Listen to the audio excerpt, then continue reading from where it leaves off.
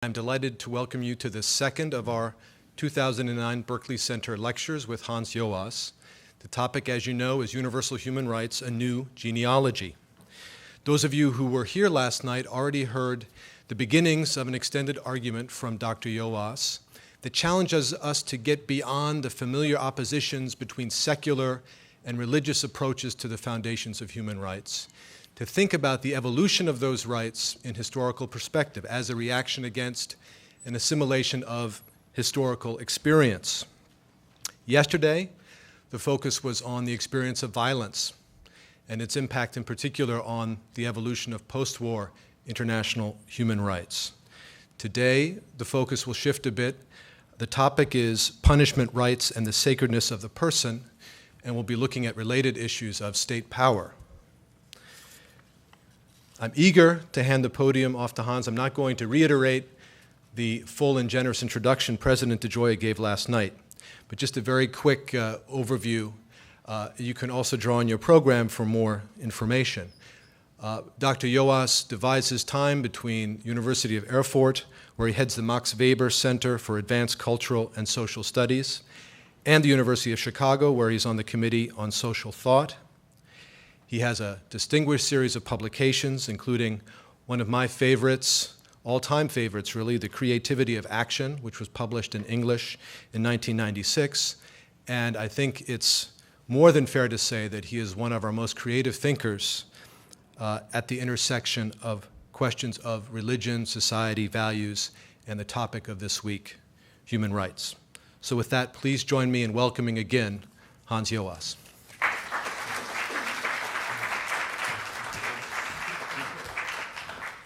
Thank you, Tom, for the second introduction, and thank you for coming back. It is, of course, the nightmare of a speaker in a lecture series that nobody shows up on the second evening, so I'm happy that you are here. Punishment, rights, and the sacredness of the person. It is a well-known and uncontroversial fact that a profound shift in the European culture of punishment began to take place in the 18th century. The most significant aspect of this transformation may well be the turn away from torture as an instrument for the search of truth or for the enforcement of confessions, and from ordeal as a publicly celebrated spectacle of punishment. What is also important, however, is the ongoing questioning and partial abolition of the death penalty in the context of a general problematization of the right of the state to be the master of its citizens' lives, and the birth of the prison as the main locus of the penal system. On the basis of available investigations, it would not be difficult to demonstrate this transformation and to illustrate its continuing relevance in the present. Yet I do not wish to go down this road here. While it may appear relatively simple to describe the historical processes involved in this evolution of punishment, it is difficult to understand exactly what these processes were caused by and what has led to their at least partial success. In order to understand the possibility of a defense or a continued promotion of the modern European or Western culture of punishment in today's world, although there are significant differences between Europe and the US at the moment in this regard, it is extremely important to examine what happened in the 18th century. Metaphorically speaking, we stand undoubtedly on the shoulders of the reformers of that time. Thus, it seems reasonable to begin by commenting on two important and enormously influential interpretations of this development. My main objective, however, is to go beyond the analysis of the benefits and weaknesses of these two predominant interpretations by presenting a tentative outline of a third, an alternative approach, which does justice both to the epochal events at the time and to contemporary tendencies. Hence, this lecture tries to offer an analysis of the exemplary case of a value shift, and to propose a theory which could also serve as a practical guide for the analysis of other cases. So I will tell three stories, so to speak, three narratives about the same set of events. The first story to be told, according to this plan, could be titled The Myth of the Enlightenment. The second is Foucault, and the third is my proposal to tell this story as a story of the sacralization of the person. The literary form of this Enlightenment myth can be found in the heroic epic. The hero of this epic would be a young and rather shy Milanese intellectual who at the age of 25, and after intense discussions in his circle of friends, sits down to write the manuscript in less than a year, which he then publishes anonymously, not in Milan, that belonged to Austria at that time, but due to the strict censorship there in the Grand Duchy of Tuscany in the year 1764. I'm speaking about Cesare Beccaria and his treatise Dei delitti e delle pene, on crimes and punishments. This book, which shortly after its appearance was put on the index of banned books, turned out to be a huge success, published in several editions, translated into other languages, including German and English. In terms of its overall influence, the French edition is the most important one, for it was read by such leading French Enlightenment figures as Voltaire, Diderot, and d'Alembert. One of Beccaria's friends, Pietro Verri, summarized the historical impact of the book as follows, I quote, Verri, 1776, "Abuse and torture, these dreadful practices, were either eliminated or at least moderated in the trials of all states, and this is the achievement of only one book," this book by Beccaria. Here we have the ingredients of a story adored by Enlightenment intellectuals. In a simplified manner, the story could be summarized like this: for a long time, but for reasons still incomprehensible even at present, habits, customs, and prejudices have determined people's lives. These still contemporary practices have now lost their meaning, if they have ever had any meaning in the first place, and are to be conceived as mere relics to which the present continues to cling, either out of lethargy or because they represent the specific interests of certain people.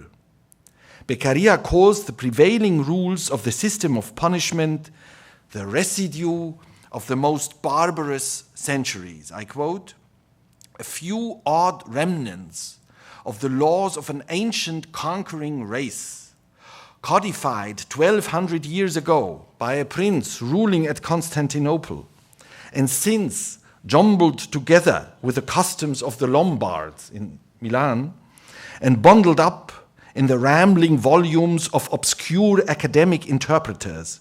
This is what makes up the tradition of opinion that passes for law across a large portion of Europe."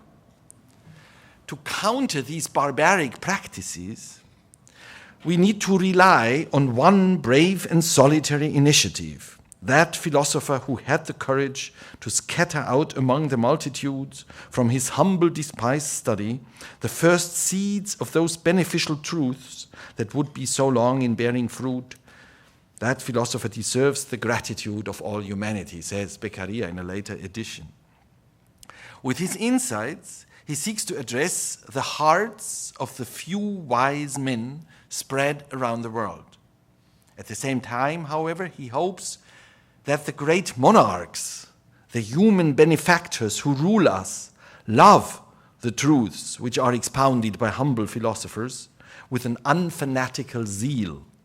He thereby values the idea of setting out the confusion of the old laws in a style designed to ward off the unenlightened and impatient run of men. Against these age-old prejudices and barbaric practices, Beccaria, an isolated but determined intellectual, proposes an alternative conception.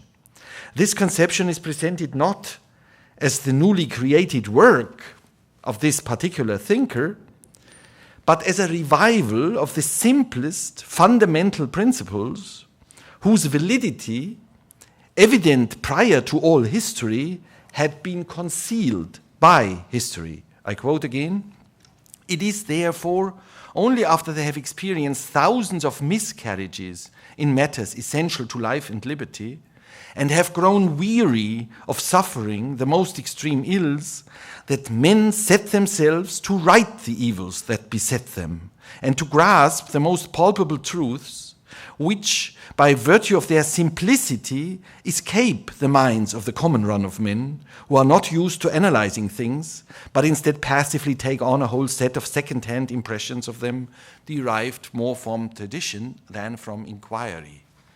And these most tangible truths and simplest fundamental principles are reflected in the insight that we need to conceive of laws as contracts amongst free men. And we need to develop them systematically from another point of view, that is, with the aim of distributing, Beccaria writes, the greatest happiness shared among the greater number. You all know this formula from Jeremy Bentham, but I think Beccaria used it even before Bentham. The classical statement of utilitarianism, you could say in one sentence. From this point of departure, it is possible to identify, by virtue of strictly logical deduction, all the principles which are necessary for an effective establishment of laws and criminal justice. The origin of and reason for punishments can then only lie in the violation of the social contract, to which individuals have committed themselves in order to do away with the bellicose state of nature, a violation which occurs when an individual seeks to regain a natural, that is, pre-societal liberty. Another quote, "What were wanted here were sufficiently tangible motives to prevent the despotic spirit of every man from resubmerging society's laws into the ancient chaos. These tangible motives are the punishments enacted against lawbreakers." End quote. This origin of punishments leads immediately to setting the boundary of legitimacy of all state punishment. Any punishment which goes beyond the need to preserve this bond, the bond of the social contract, is unjust by its very nature. Yet the power of this consideration goes far beyond the establishment of general principles. It leads to a sort of mathematical calculability of each punishment for each crime. This calculability follows from the fundamental principle according to which crimes should become less and less frequent in proportion to the harm they do to society. Hence, the obstacles which repel men from committing crimes ought to be made stronger the more these crimes are against the public good and the more inducements there are for committing them. Hence, there must be a proportion between crimes and punishments. The attempt to measure the seriousness of a crime in terms of the seriousness of the intention behind the crime is explicitly rejected. So it's utilitarian. The exuberance with which this thought is presented is certainly partly due to the assumption that not only the harm that a crime inflicts in society, but also the effect that a punishment has on the delinquent can indeed be quantified precisely. This leads the enlightened intellectual Beccaria to sharply worded reflections. He observes that it is not so much the cruelty of threatened punishments which has a daunting effect, but rather their unerring and predictable presence. What has a deterrent effect, in other words, is less the magnitude of a punishment than its relative position in the ordered register of punishments. By contrast, the intensification of punishment is subject to a sort of law of decreasing marginal utility, as the 19th century economists would have called it, as he asserts, for example, concerning the increasing cruelty of the old penal system, I quote, "Human souls, which like fluids find their level from their surroundings, become hardened. And the ever lively power of the emotions brings it about that after 100 years of cruel tortures, the wheel only causes as much fear as prison previously did. Most fascinating are his passages on torture and the death penalty. From his perspective, torture can only appear as an incomprehensibly illogical means to find out the truth. How can one possibly deny that torture is less an instrument of the search for truth than merely a testing of the subject's capacity to resist? It is a sure route for the acquittal of robust ruffians and the conviction of weak innocents, he says. The result, therefore, of torture depends on a man's predisposition and on calculation, which vary from man to man according to their hardihood and sensibility. So that with this method, a mathematician would settle problems better than a judge. Given the strength of an innocent man's muscles and the sensitivity of his sinews, one need only find the right level of pain to make him admit his guilt of any given crime. Under the aforementioned assumptions, the problem of the death penalty can also be easily resolved. Beccaria developed a comprehensive argument aimed at demonstrating that the death penalty, is neither necessary nor useful. And I don't give the details of this argument here. He only concedes two exceptions. First, the homicide of a citizen who, even if deprived of his freedom, retains such connections and such power as to endanger the security of the nation. And second, the homicide of a citizen whose death is the true and only brake to prevent others from committing crimes. Taken all together, we are confronted here with a philosophy of punishment which demands that punishment be public, speedy, necessary, the minimum possible in the given circumstances, proportionate to the crime, and determined by the law. The story told so far is certainly a nice and in many respects a heart-warming story. Yes, yet is it not too nice to be true? Let me only mention three of the many possible objections that can be raised against it. First of all, one may ask if the assertion that this one book had a revolutionary impact is in fact historically verifiable.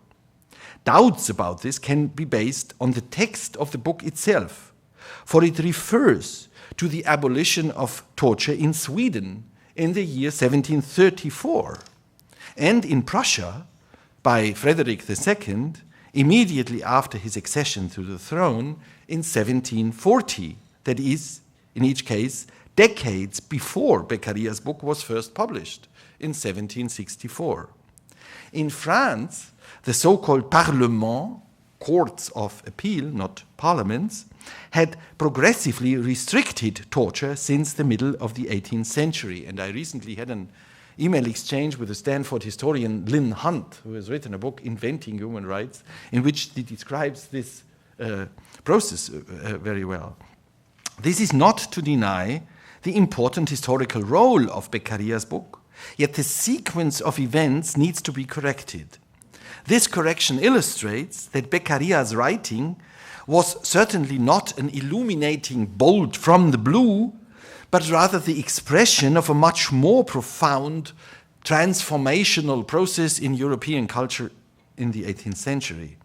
Beccaria himself speculated about the circumstances under which the changes he postulates could become possible. He believes that the realistic possibility of living a long life has an alleviating effect on the morals of society. Immediately after the initial completion of the social contract, we could count on the presence of hard and savage characters. But as souls become softened by society, he says, sensibility grows. And as it does so, the severity of punishments ought to diminish if the relation between the object and the sensation is to remain constant. So not humanization of punishment, but increasing sensibility. I mean, sensibilità is his expression for the distinctiveness of this process. Beccaria mentioned two reasons why this sensibility increases so strongly in and even shortly before the 18th century. He suggests that one reason is growing wealth. Luxury and refinement, he claims, lead to the spread of the mildest virtue, humanity, generosity, and indulgence for human fallacy. He polemicizes against the idea that his own time is an age of decline in comparison to the past, which he believes was characterized by superstition, greed, and oppression. The other reason he gives for the improvement of morals and the decrease of crime is the rise of the printing press. For Beccaria, the knowledge of law provides an important motive not to commit crimes. I like that. Now, a second objection against the Enlightenment perspective adopted by Beccaria highlights the striking contrast between the strictly logical elaboration of his own philosophy of punishment and his total inability to conceive of the practices and mentalities against which he fights as something other than confused, illogical, or superstitious relics of a barbaric past. At every turn, one encounters his lack of comprehension in his book. He believes, for instance, that it has its foundation in human nature, that homicide has to be considered to be the worst possible crime, regardless of the fact that the history of law runs counter to this view. Sacrilege, heresy, and blasphemy have often been given more weight than the killing of a profane human being. He does not associate penal law with concepts such as dignity and honor, focusing instead exclusively on utility. To his mind, the prohibition of suicide is an absurdity. In the respective passage, he devotes more space to the question of whether emigration could be punished. You know, there's a parallel between suicide and emigration. You take yourself out of your society, so to speak. Within his own argumentative framework, this emphasis is only consistent, for he assumes the following: one who kills himself does less harm to society than one who leaves its borders forever. For the former leaves all his belongings, whilst the latter takes with him some part of what he owns. Hence, Beccaria fails to comprehend the specific logic of the penal system whose deficiencies he sought to overcome. Finally, one can ask if Beccaria's arguments against the death penalty, reminding us of its lack of utility, are actually satisfying. What if we could, in a given case, prove the utility of the killing? In such a case, would the death penalty, or a killing of a useless life, or a life unworthy of living, as it was called in the dreadful jargon of the Third Reich, be acceptable? Here we touch upon contemporary problems. We realize that a utilitarian philosophy of punishment, that is one based on the principle of utility, cannot give voice to the moral intuition that something, for example, human life, needs to be categorically protected. However, if it does not succeed in giving voice to such an intuition, then it needs to assert itself against this intuition. If it cannot or will not, then the intuition succeeds in making a case for a more adequate view of things. So this was the first story. Second story, I call the transformation of power. Before going further into the questions I just mentioned, I have to tell the second story.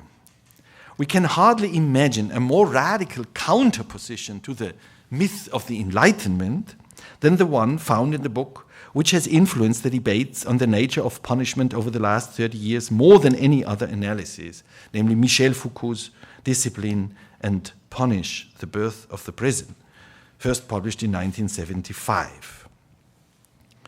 In this book, the changes in the criminal justice system are described in a completely different manner, a manner which may be called the historical reconstruction of the techniques of power. Given that this book is so well known in the US, in France, in Germany, many students read it, it is, I think, unnecessary to summarize its content in great detail here.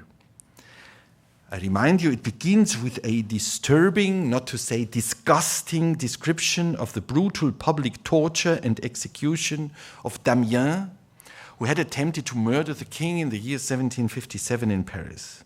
This description provides a background for an analysis which seeks to show how the body, as the target of punishment, became historically less important, and instead how the behavior and the spirit of the convicted were converted into new targets. As a consequence, the death penalty became more rare and ceased to be carried out publicly. On the other side, this tendency manifests itself in the attempt to discipline the prisoners, to trim and shape them, and to drill their body and spirit. According to Foucault's account, a sign of this new conception of punishment was the birth of the modern prison. Dungeons and cells had existed for a long time, but the new prisons were architecturally and organizationally constructed in such a way that the permanent surveillance of prisoners became possible, or that at least this impression could be created among the captives.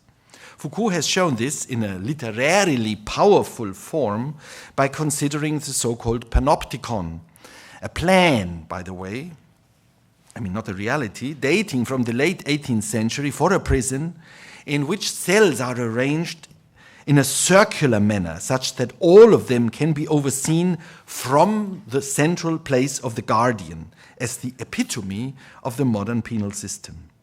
This must have seemed obvious to him because the inventor of the panopticon, Jeremy Bentham, was indeed a much more consistently utilitarian philosopher and reformer of the penal system than even Beccaria.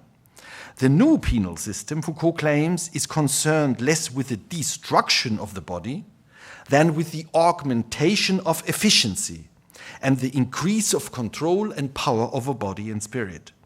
Furthermore, for Foucault and for most of his readers, the development of the modern prison is only one element within a comprehensive system of modern techniques of power and discipline. For example, the drilling of soldiers and industrial workers is thought to be part of the same program, and the fundamental reforms of the criminal justice system thus are not interpreted as a sign of progress in terms of whatever sort of humanization. Rather, drawing upon Nietzsche, they are regarded as a sign of a mere transformation of power, which ceases to be a clearly identifiable force, becoming more and more silent and subtle, but which also now becomes ubiquitous. The story told by Foucault was and still is taken seriously as a credible guide to positive knowledge about the development of criminal justice. This is remarkable, given that Foucault made no secret of his critical attitude towards conventional historiographical methods, or indeed of his rejection of mainstream historiography and its methods.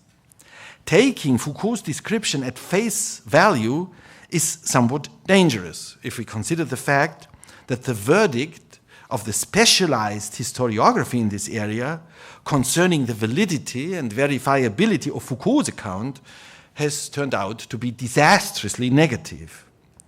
But these particulars shall be left aside here. So I don't want to quarrel with Foucault whether he interpreted this passage in a certain text in his sources correctly or not. Yet it is important, as it was with the myth of the Enlightenment, to examine the key objections that can be leveled against Foucault's account. The first two objections I raised against the myth of the Enlightenment do not concern Foucault. One can certainly not accuse him of overestimating the impact of intellectuals or of ignoring the inner logic of the penal system that existed before the Enlightenment. With regard to the first objection, Foucault is rather located at the other extreme. He embeds all singular analyses into an alleged process of social disciplining, in the relation to which he barely mentions any actors who carry out, justify, or challenge this process. This leads to a total overestimation of the efficiency of power and control. Neither industrial organization, nor the military, nor the prison corresponded fully to the picture painted by Foucault.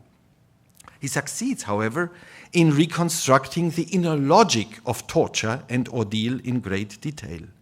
For him, torture is a duel with strict rules. Ordeal, on the other hand, is symbolically, not instrumentally, related to a confessed crime.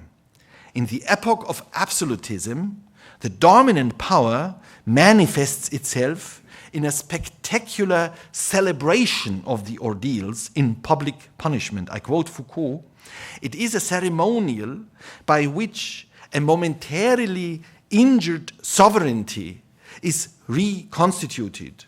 It restores that sovereignty by manifesting it at its most spectacular. Its aim is not so much to re-establish a balance as to bring into play as its extreme point the dissymmetry between the subject who has dared to violate the law and the all-powerful sovereign who displays his strength." For Foucault, then, ordeal in the 18th century is by no means, as for Beccaria, a relic of barbaric times, but a logical component of a penal system in which the sovereign himself presses the charge, pronounces the sentence, and carries out the punishment.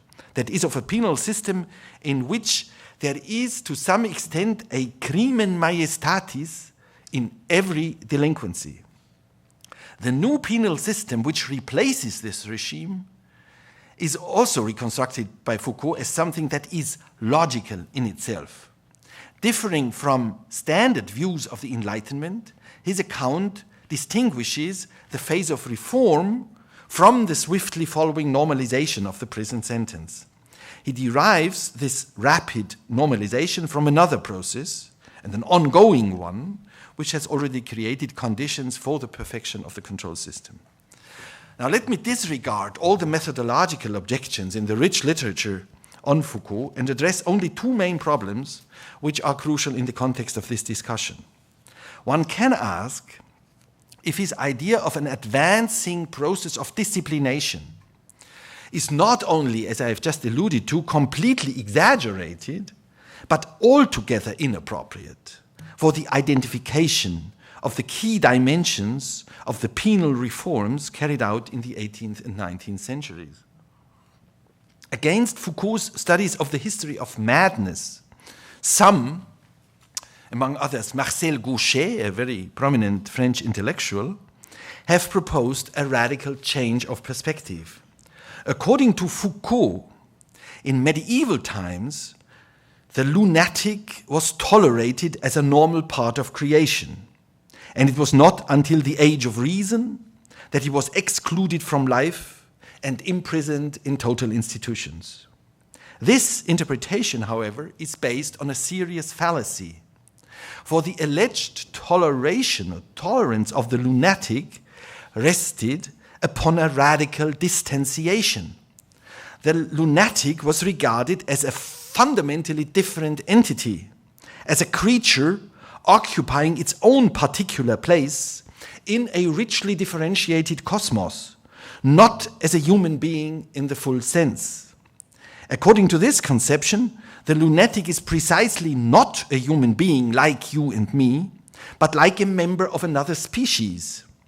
In this account, which diverges from Foucault's perspective, a leveling of all citizens to the status of subjects of the one sovereign gradually emerges under absolutism, although this process is never fully realized. The creation of the asylum no matter how paradoxical this may sound, can be regarded as a first, albeit inconsistent, step towards the integration of the lunatic into the species of humans.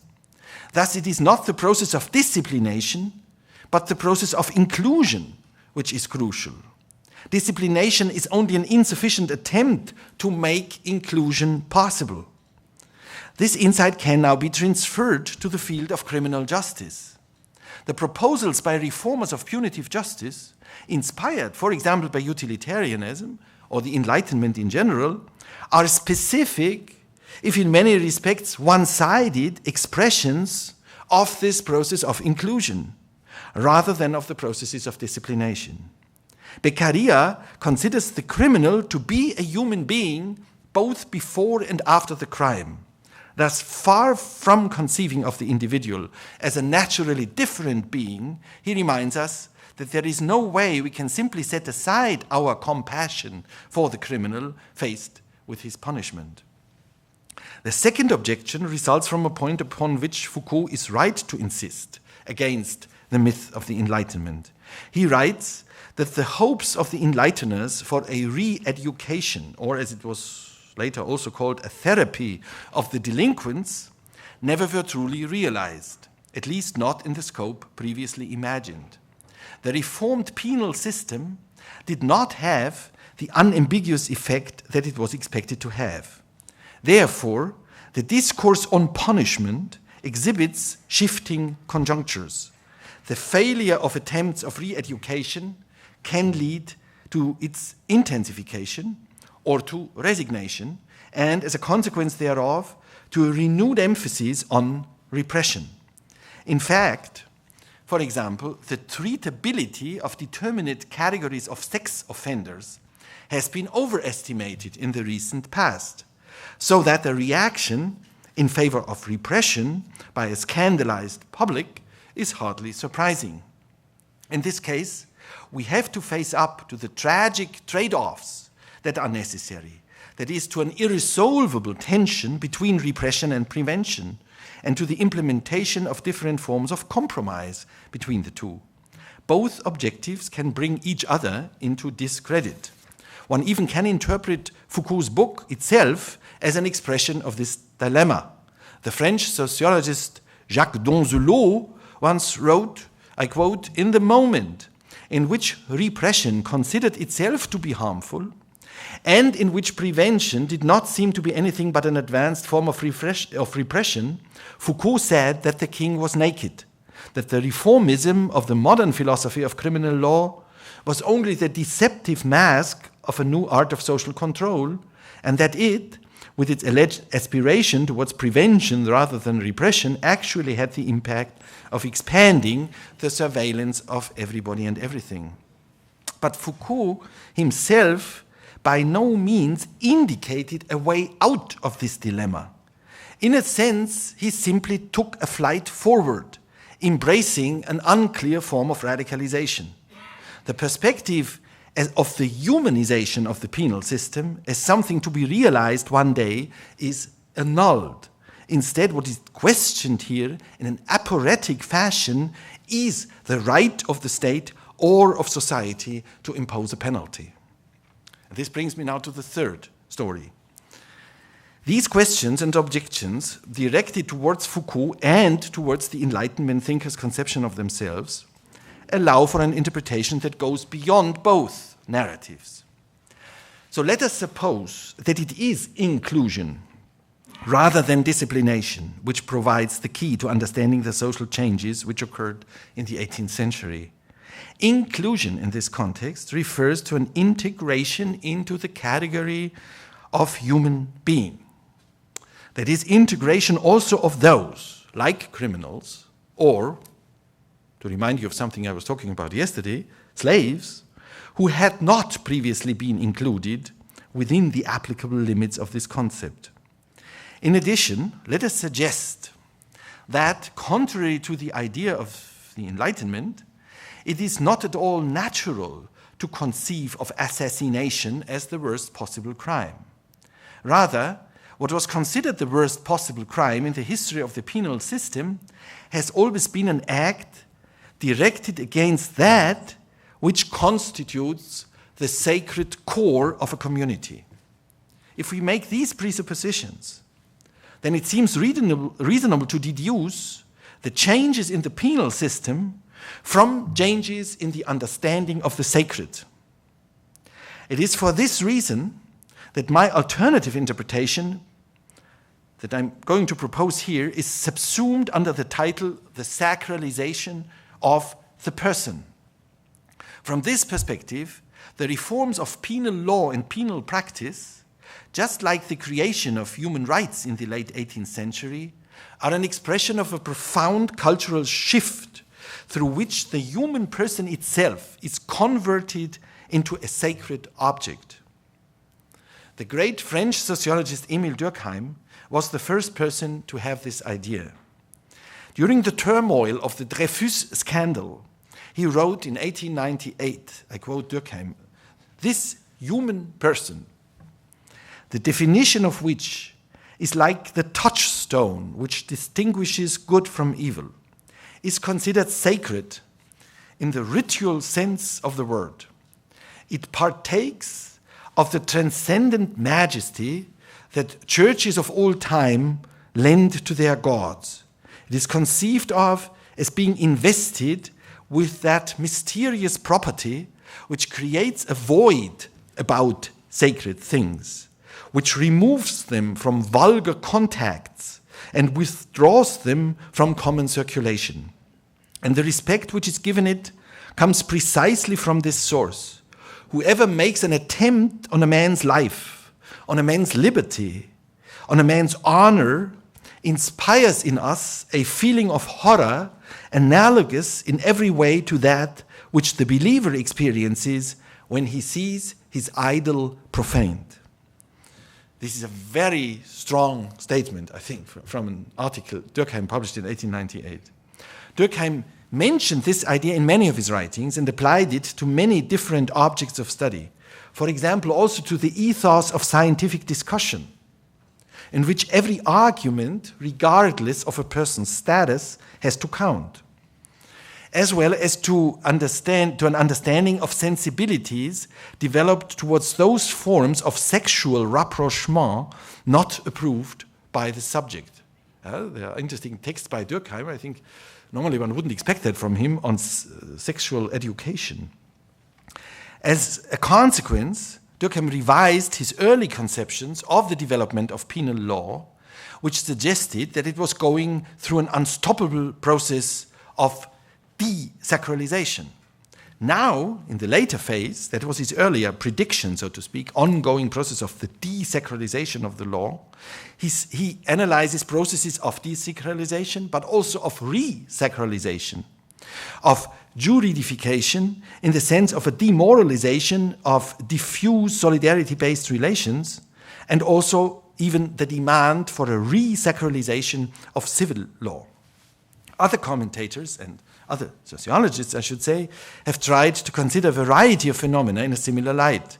For example, the study of the role of politeness in everyday life, such as the giving and receiving of greetings, or the reciprocal safeguarding of participants in interactional conflicts, or considerations about the relations between doctors and patients, for example, patients' entitlement to information and to participative management of therapies. All these attempts illustrate that it would be erroneous to characterize the moral situation of the present with concepts such as liberalization or value loss, given that the relaxation of norms in some areas will often be confronted with increasing sensitivities in other areas. The growing public alertness to sexual harassment in general and pedophilia in particular is, I think, due to a more developed perception of the harmfulness of these penal offenses and not to an increase in these offenses. Now, in relation to our topic, criminal justice, Durkheim alluded to a double effect of this sensitivization or sensibilization in an attempt to comprehend the development of criminal law.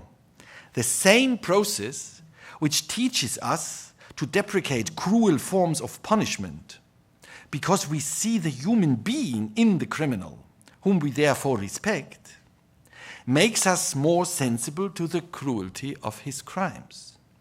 In other words, the drive to punish is both stimulated and inhibited by the same sacralization process. This ties in with the fact that historically, as described by Foucault, not only have physical punishments receded, but in addition, the right to physical integrity has become more and more important in the last 2 centuries. This increasing appreciation of the body cannot be understood in terms of the paradigm of disciplination. So it's an additional argument against Foucault, I think. If, however, we proceed on the assumption of the sacralization of the person, then this appreciation makes sense. In addition, we can then recognize an irresolvable contradiction between the need to sanction every violation of the person's sacrality and the violation of the person's sacrality which is a consequence of the act of punishment as such. Given its irresolvable nature, this contradiction can only be mitigated. Durkheim thought that this insight would allow him to explain why custodial punishments have come to replace physical punishments, at least when and where this process of the sacralization of the person persists. Custodial punishments provide a way out of this dilemma. Hence, Durkheim can assign a milder penal system to developed societies, although he has one significant reservation. The more absolute a central authority of power in a society is, even if it is a highly developed society, the more likely it is that punishments of the highest order will be enforced. This clause does justice to a fact which had been overlooked by Beccaria, but detected by Foucault, the fact that the draconian punishments of absolutism are not a relic, but a radicalization of the penal practices of medieval times. However, Durkheim did not provide a proper theory of this process of sacralization. He related the particularities of modern society to increasing strength of these sentiments that center on man, the human being, which promote a means of fulfilling and developing human nature as the supreme object of collective sensibility. But this does not allow us to characterize his approach as providing a truly causal or processual account. If he had developed such an account, he would have had to take the role of power into consideration. To be sure, in this case, one could have attributed a constitutive role not to power as such, as in Foucault's approach, where I dislike this overly generalized speaking about power, but only to specific forms of power and its carriers, as well as to their legitimations and intentions. However, the impression should not be conveyed here that the sacralization of the person is the only form of sacralization which exists in modernity, and that the idea of the sacralization of the person describes some sort of linear progress, in the sense of an increasingly profound and universal understanding of and protection of human dignity. Progress in this regard is challenged by counteracting forces, and the sacralization of the person permanently competes with other forms of sacralization, such as that of the nation or of a communist utopia. The clearest counteracting forces in the 20th century can certainly be found in fascism and National Socialism. In the context of the Dreyfus affair, which disrupted France at the end of the 19th century, we find not only Emile Durkheim's theses on human rights, which are symptomatic of the sacralization of the person, but also the French proto-fascist Charles Maurras and his declaration that the cause of the nation was so important that individuals and their rights would have to be sacrificed. Italian fascism and German National Socialism took this idea even further. You are nothing. Your Volk is everything. Du bist nichts. Dein Volk ist alles. This became a central slogan in the Third Reich. more than radical anti-individualism and the mobilization of the nation as the normative cornerstones of fascist ideology, the strategic meaning of racist ideology consists precisely in declaring that specific categories of human beings are worth less, and that therefore their extinction is acceptable, or that's an even further radicalization, even morally imperative. Yet it is not only opposition to the increasing sacralization of the person because of other sacralizations, which gives rise to abuse, but also the internal difficulties of punishment itself. We cannot radically de-emotionalize punishment and crime, as both the utilitarians and Foucault had thought possible. A sense of outrage remains the most reliable indicator of the violation of central values.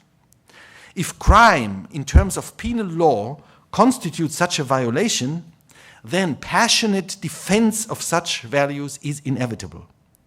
The constitutional state translates this into procedures and can thereby at least channel the emotions involved. Crime and punishment also lend themselves to the construction of friend-foe schematizations, and therefore to the integration of social formations in a common aggression against the inner enemy which the criminal is declared to be. In his classic essay on the psychology of punitive justice, published in 1917, the American philosopher and social psychologist George Herbert Mead, about whom I wrote my dissertation, as was mentioned yesterday, astutely observed, I quote, "While then the attitude of hostility, either against the transgressor of the laws or against the external enemy, gives to the group a sense of solidarity which most readily arouses like a burning flame and which consumes the differences of individual interests, the price paid for this solidarity of feelings is great and at times disastrous." End quote. This form of unity, which is based on the creation of a collective identity through the exclusion of enemies, is inconceivable without the constant creation of new enemies or the persistence of an already existing enmity. This is exactly the point at which questions of criminal justice merge with the creation of relations based on hostility. In my introduction, I touched upon the death penalty and torture as issues which are, in the modern era, deeply emotional and which can be highly disputed, as they are, for example, between Europe and the US at present. Where can we situate them within the area of tensions described above?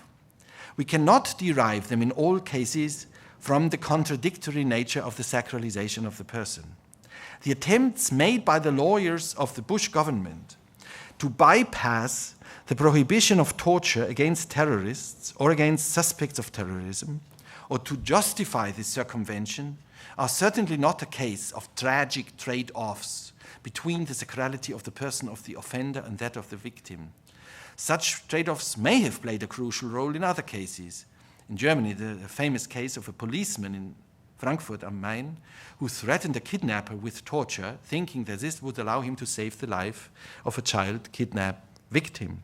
In this context, and the German colleague who spoke yesterday in the discussion wrote an influential article on this, this can be understood as an impulse of the attempt to say, in this case, maybe torture is justifiable. This can be a kind of professional honesty in an attempt to find an adequate legal consideration for such a moral dilemma in the lives of policemen.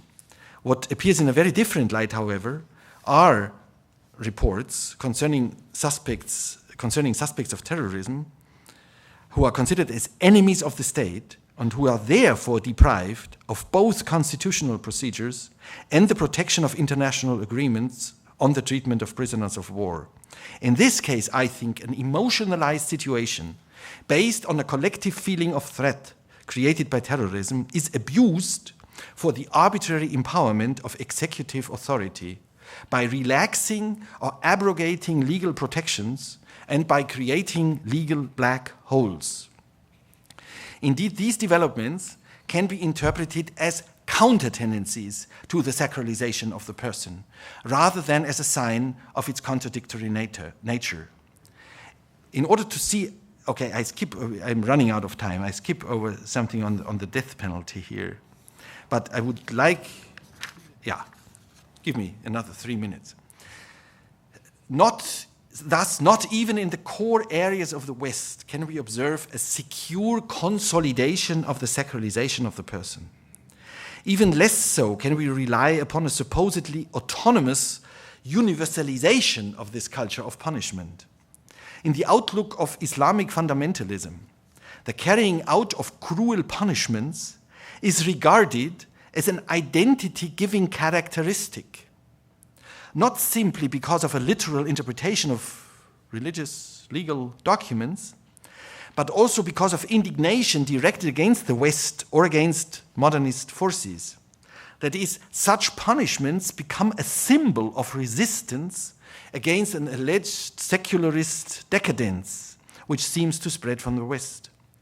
Even in multicultural and highly modern Singapore, physical punishments and also constructs such as the idea of Asian values are openly referred to as authentic expressions of cultural otherness. The situation is different in China, again, the country against which the critique of arbitrary executions and the habitual use of torture in the present is and should be mainly directed. Here it is the continued existence of a communist political structure and a culture of punishment, the rule by law instead of the rule of law, which leads to these excesses and which undermines the resistance of those who are directly affected by and pay the price for the situation. The hopes of the Enlightenment philosophers, as well as those of Emile Durkheim, were directed towards the civilizing consequences of economic modernization, increasing wealth and increasing education. But Durkheim already knew that the democratic control of power was an additional condition. After the end of the 20th century, it is clear to us that the sacralization of the person remains at any time and in any place under threat. With unambiguous clarity and with an undecided outcome, the Chinese case illustrates the tension between economic modernization and normative requirements such as legal security and the value system of universal human dignity. The sacralization of the person was a continuation of Judeo-Christian motifs, even if some Enlightenment philosophers emphasized the rupture with religious tradition, and even if the churches were accordingly opposed to it. It's not only a matter of the Catholic Church. In respect to this point, Emile Durkheim was ambiguous. On the one hand, he stressed that the laws of the Jews in ancient times were much milder than those of their neighbors, a phenomenon which he derives from the quasi-democratic nature of the political constitution of ancient Judaism, and that the medieval church used to have a mitigating impact on penal practices. On the other hand, he seemed to imply that in the modern world, religious tradition needs to be both continued and overcome. The sacralization of the person is rooted in religious tradition for Durkheim, but at the same time, he thought the former now makes the latter superfluous. The question which poses itself in light of this view of the sacralization of the person is whether it actually permits us to obtain a categorical protection of the person. The dignity of the person is asserted as the core of the modern penal system by virtue of this concept of sacrality. The role of utilitarian considerations is discredited as a basis of law, because it reflects people's attitudes toward the law only rarely. In the context of the universal sacralization of the person, which is both possible and jeopardized on a global scale, an enormous danger is constituted when, in the West, interpretive models, such as the idea of a curtailed Enlightenment or Foucault's approach to the history of disciplination, prevail, for they distort and misjudge the meaning of progress made in the culture of punishment. The Western culture of punishment can only be grounded in people's attitudes and adhered to even against strong opposition if its historical motives remain rightly remembered. Okay. Thank you.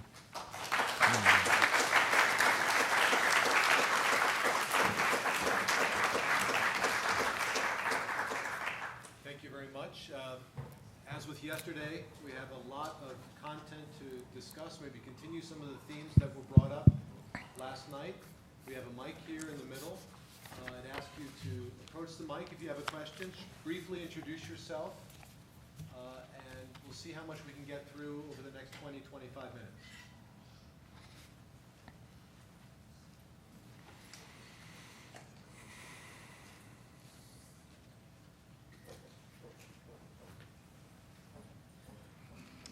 Someone must volunteer to be the first one, and then Yes. you see. Thank you.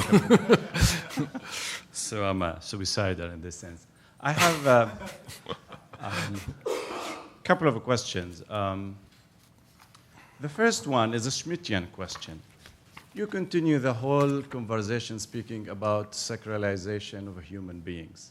I didn't hear the citizen in your talk, and in this sense, it's a moral religious discourse, it's not political. I don't see any sacralization of the human beings in the recent wars of the 20th century. There's nothing sacralization when there's friends and enemy. So how would you insert the Schmittian insight in your story? So my story, my counter story would be, is to just an apology. It's to just an apology. I mean, the rhetoric of the sacralization of the individual it's a story, and we use it from time to time when it's for political purposes. The second is a sort of a synthesis to the story you presented. So let me tell the following narrative in the history of ideas and get your reaction to it. First, we have theology and God in the center. Then we have Grotius, and we have natural law without God. And then we have sort of natural law without nature or without society. And that's probably one of the earlier moments of the idea of the sacredness of the concept of dignity, which is the reducibility of human beings, and the centrality of the concept of discipline, which is then, for Kant, it's great, the idea that we are autonomous. We make the law and we make ourselves subject. They create the law and we are subject to the law. And so that would sort of put the story of Durkheim and Foucault together on the same line rather as competing stories. I hope I made myself clear. I understood the first point, but not the second. The second, maybe you can briefly repeat. The second point is to see in Kant as the turning point that can put together Durkheim and Foucault. In Kant? Yeah. Brings together Durkheim and Foucault? Yeah. In the idea of the sacralization, the first moment was expelling God, the second moment expelling nature, and then where do you can locate the whole moral impulse that we have?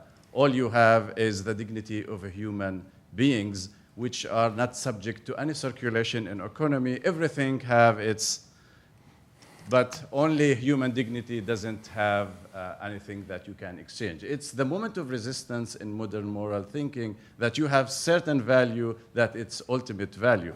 I call this sacralization in this sense. Okay, I have difficulties with the second, to be honest, but let me try. Yeah? First, of course, I also have difficulties with the first question, but in a different sense, because I cannot accept, let's say, the mission to introduce Schmitt into my argument. I very much dislike Carl Schmitt, and I do not think at all that he is a very useful theoretician for the analysis of the wars of the 20th century, for example. So I cannot accept the task, so to speak. Now please rephrase your argument in a Schmittian way, because I don't want to do that, so to speak, and I have good reasons not to do that. Yeah? But I can respond in a more constructive way also, just because you started by saying Schmitt is missing. Yes, Schmitt is missing, and that is exactly the intention that he is missing here.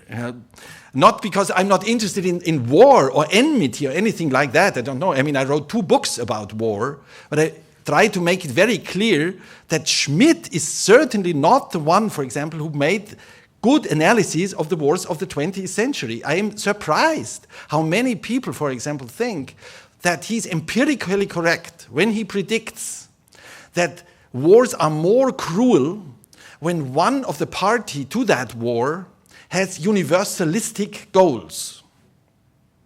But that was not the case in the wars of the 20th century. It's just surprising that people keep repeating an obviously empirical statement that has been falsified in these same wars. Yeah? So why do I not speak about citizens? Because the idea of human rights is that certain rights are not restricted to the citizens of a particular state, but they apply to all human beings. This is not a religious discourse, because this is, of course, a legal matter then, particularly if the constitutions or the legal systems of particular states integrate human rights into their national legal systems.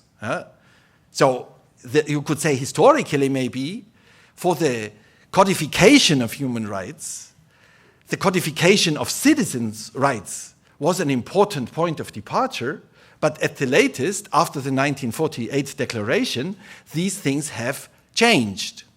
So I would say this is a political discourse, not a merely religious discourse. Now, of course, you are right when you say the wars of the 20th century do not demonstrate the success of a process of the sacralization of the person. But let me spell out, what we mean when we say the wars of the 20th century. Take the Second World War. Who has claimed that Nazi Germany is the exemplary case for the sacralization of the person? That was certainly not. Who has claimed that Stalinist Soviet Union was an exemplary case of the sacralization of the person?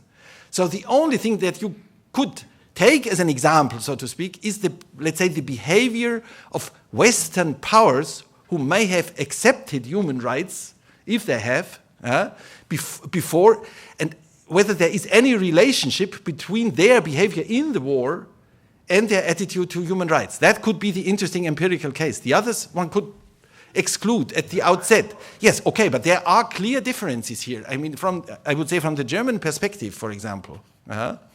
The behavior of the US Army in the European war theater was very different from the behavior of the Soviet Army in the same war theater. Unfortunately, one cannot really generalize that to the behavior of the US Army on a global scale, because on the Japanese front, in the Asian theater, it was different from Europe. And I personally think that has something to do with feelings of cultural affinity between Americans and Europeans at the time, and feelings of, I don't know whether I want to say racism, but a kind of feeling of cultural superiority with regard to the Asians. So there is a difference there. So let us take up together, I would say, this question: to what extent did the Western powers act in accordance with the normative requirements of the value, sacredness of the person? And if they don't, let's criticize them, so to speak. But that does not deny that in some areas, for example, in the area of criminal justice, since the 18th century, some progress with regard to this value has been made. That would be my much too lengthy response to your first point. And actually, I really have difficulties to understand the second point. Maybe somebody else can rephrase this question. Durkheim was a Kantian, but a kind of historicist Kantian or something like that, if it's understandable what I mean by such a formula.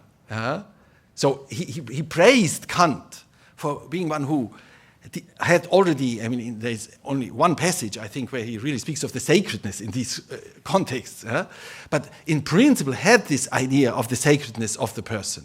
But Durkheim applies to that, so to speak, a richer sociological, historical narrative, how this came about. And I said in my talk that even this is insufficient, but that the direction is useful. Okay, but how? Okay, I leave it there.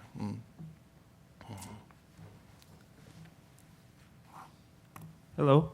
I'm Sorab Gassemi again, PhD student in Department of Arabic and Islamic Studies. I had asked you yesterday about Foucault. Yeah. And now, okay. I got the answer today, yes. So thank you. I did have a question about a concept that is related to the sacredness of the person, and that is human dignity. Yeah. Near the very end of your speech, you did have the phrase universal human dignity. Yes. It's the one time I think I heard human dignity yes. in your presentation. Yes. And human dignity, unlike the sacralization of the person, is not something new. It is something rooted in religious traditions, right. Not only Judeo-Christian, but also Islamic, just to take the monotheistic faiths. Mm-hmm. For example, Pico della Mirandola, in his oration on the dignity of man, cites Islamic philosophers as having propounded upon such concept, and he looks at them as an inspiration. My question then is the following. How do we reconcile that in the same time span that the human was conceived as sacred, we arguably had more violations of human dignity than at any other period in human history? How do you reconcile that the sacralization of the person coincided with consistent and constant violations of human dignity in the modern period?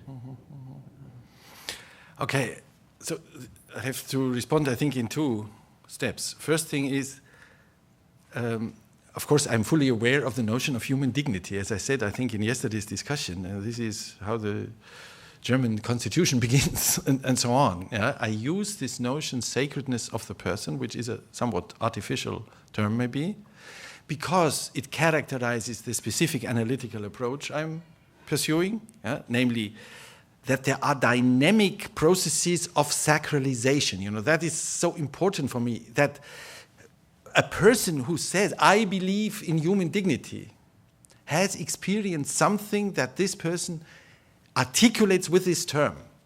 Other people may articulate a similar conviction in different terms, okay?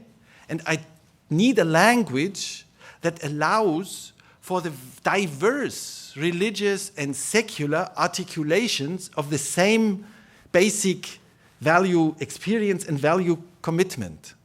And for that reason, you know, I use a term that is not the self-descriptive term of any single religious or philosophical tradition. It is like when I said yesterday something, or was it in a different discussion here? I don't remember. That in different religions, you have different concepts for the idea that all human beings have a sacred core, for example. So no religious tradition will perhaps call this sacred core, but this is my descriptive term that invites different religious and secular traditions to come up and say, okay, we have a similar understanding. I don't know about the Islamic tradition, for example, but I'm pretty sure you have a different term for what you now call in this discussion human dignity, so to speak. So you say, there is a term there that is more or less equivalent to your understanding of human dignity. And you can rephrase this commonality in a scholarly language, so to speak, or in a scientific language. Okay, that's point one. The second point is, I think we would have to talk about this, let's say, whether your empirical presupposition is correct. But even if it were correct, so to speak, I mean, my easy way out would be to say, I have spoken about the late 18th century here. Why do you bring in let's say, the wars of the 20th century? I haven't spoken about the wars of the 20th century. And we cannot say somehow something seems to be wrong about the reforms of the penal justice in the 18th century because we witnessed such terrible wars in the 20th century. That would not be an analytically sound move. So you would have to say, so to speak, what the connection between the horrible crimes of the 20th century and these impulses of a process of the sacralization of the person since the 18th century is. My personal attitude, for example, would be, there was only one short sentence on that in the presentation, that from the 19th century on, you have a radical trend that denies this sacralization of the person. I mentioned Charles Maurras. You know, in this Dreyfus scandal, I would say you could draw two completely different conclusions from the same fact. Here you have this innocent officer, Dreyfus. And Durkheim says, so, I mean, not in these words, I don't want to live in a state in which an innocent individual is persecuted. So I have to speak out against that. And Maurras says, no, if admitting that there was some manipulation and so on destroys the reputation of the French army and thus weakens the French nation, this innocent individual has to suffer. So in the conflict between two sacralizations, one draws one conclusion and the other draws the other conclusion. And the most extreme version of that, in my eyes, is the emergence of racist ideology as a consciously pseudo-scientific anti-universalist ideology. And it would be ridiculous to trace back the deeds of racists to the offensive of moral universalists to say, okay, they somehow provoked this reaction, so they are somehow responsible for the acts of their adversaries. That I would completely deny. So you would have to show me what the connection between these maybe weak processes of sacralization of the person in some European, North American areas, societies, and so on, and the crimes of the 20th century is. Whether there is an internal connection or a mere temporal coincidence. In that sense, the burden of proof for your empirical presupposition is on your side.